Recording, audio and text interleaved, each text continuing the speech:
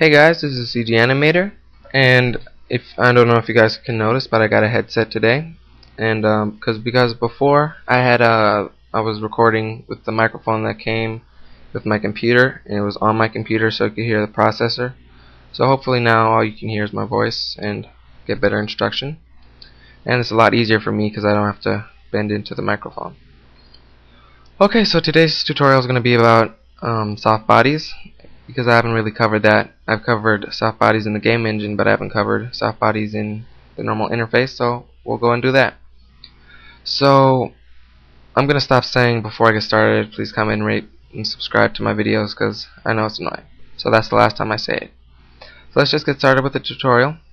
So with most soft body tutorials, I noticed that everybody just uses a cube, but I want to do something a little bit different, make a nice nice shape. So let's go ahead and bring this cube up and press tab to go into edit mode, and we have everything selected here. So press E to extrude, and don't select region, select individual faces. That way it'll select the individual faces and extrude those. So right click to cancel out the movement and press smooth 4 times, okay? And then press E again to extrude the individual faces, and then just press right click to cancel out the movement, and press Alt S and scale that down a bit to about there, I'd say. And press E one more time, individual faces, and just press S and right click and press S and scale that up a little bit. Now we have all the faces that we originally selected, except they're smaller here. So let's just delete those faces. Press X or delete and press faces. Now we have this, and it's just a cube with some holes. So let's go ahead and add a subsurface modifier, 2 levels, set smooth. So now we got just a cool little shape here. Let's go ahead and add a plane. Space add mesh plane. Space add mesh plane. Scale that up. Let's give it a little depth so it's not just paper thin. Press tab to go into edit mode, E to extrude the region, and just bring it down a little bit. Scale it up a little bit if you want. So let's go ahead and give these the soft body settings and everything. So select your soft body object that you want, and go over here to the object tab, select here to the physics tab, and look for soft body right here. So now just select soft body, and all these buttons come up. I'll explain those in a minute. If you press Alt A right now, it'll just hover, and you don't want that. You want it to be continuous physics, and that's because use goal is on, and that means that right here, goal, it says 0.7, that it only moves within a blender unit, 0.7 blender units, and we don't want that. We don't want any goals, so just turn that off. And what we can use goal for is, let's say we assign the top half, or let's say the top quarter of this mesh to a vertex group. Let's call it sticky or something, right? And we assign the vertex group to that, then the sticky vertex group wouldn't move and the rest would, and you can get animation effects. Actually, I'll just show that really quick how to do that. Just tab to go into edit mode, select new vertex group. Let's go into front view. I'm just gonna Control Z this once I'm done. Select these with box select. I've explained box select many times in my tutorials. I don't think I'm gonna be going over that anymore. Okay, and let's call this sticky like I just mentioned. And then press assign, and it assigns the vertex groups of sticky with the weight of 1 to these vertices.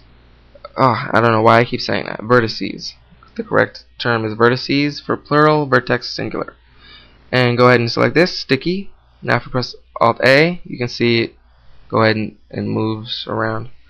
I'm gonna give it a little animation. Press I, location, go up to frame 21, move it over, I, location. Just to show you guys. And you can see that all this weird stuff happens. And to fix that, actually, I might as well say it while I'm here. Oh, wait. Oh. To fix that, just turn up the bending stiffness. Just 0.9 should be more than enough. Yeah, as you can see. Well, actually less for this. 0.4. Yeah, but, just an example. Delete all this stuff. Still there? No. Alright, so turn use goal off, and if we press Alt A, it'll fall through the ground. And that's because this object here doesn't have collision property. So just go over here where field is, press collision, and and anything that's a soft body or cloth or anything like that will interact with it, as you can see in a second. And like I said, it'll collapse if it doesn't have any bending stiffness. So put this here, BE, to 0.9, and that should be fine. And this I hardly ever use these. The main one is bending stiffness, and this one here, which it says arrow.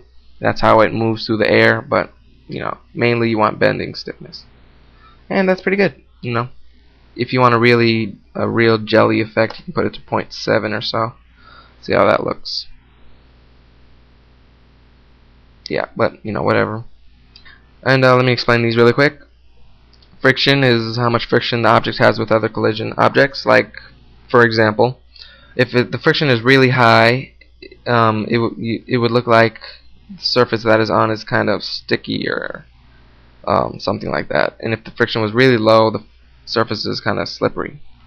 Get what I'm saying? I hope that makes any sense. Mass is how much mass it has. Like if it has a lot of mass, and when it hits it, its own mass will probably collapse itself if it has too much mass. And if it doesn't have a lot of mass, there won't be a lot of bouncing around because it's very light.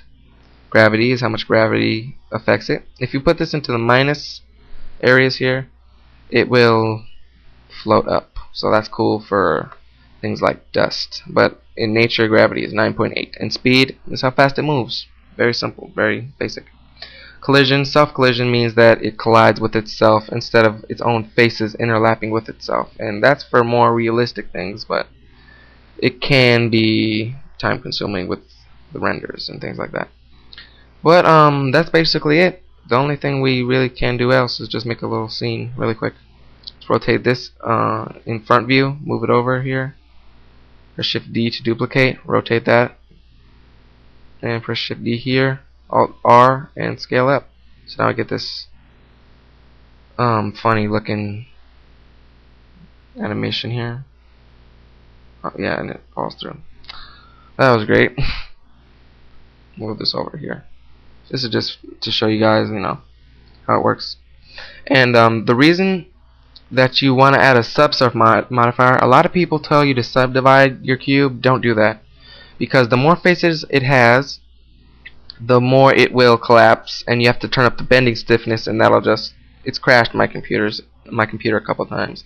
I find it that if you just add a subsurf modifier, it's a lot better, because if we turn off the subsurf modifier, here you can see that it's just a cube, and all the subsurf modifier does is round off those the edges, so it doesn't really add any vertices. It keeps its main frame there. And you can go ahead and render this out. I haven't really said how to render when I say you can render it out, so let me just tell you. Go over here, there's a start and end. Start means what frames it starts, and the end means what frame it ends. Anim means to render the animation. Over here you have all this stuff here, and that's just, let me show you. View camera. You can see there's this border line here. If I would press, let's say this, it kinda, HD, you see the lines shrink, and that's just, the size here, and that's how big the frames are rendered. And here you can see the formats. I always render my stuff out in AVI RAW. It seems to come out the cleanest, but there's plenty of other stuff like QuickTime videos, a bunch of PNGs in a row, or just one PNG, and BMP, JPEG,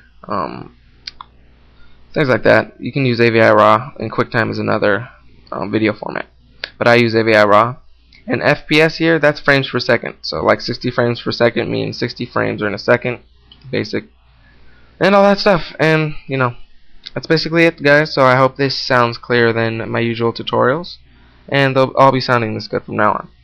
Alright guys, thanks for watching.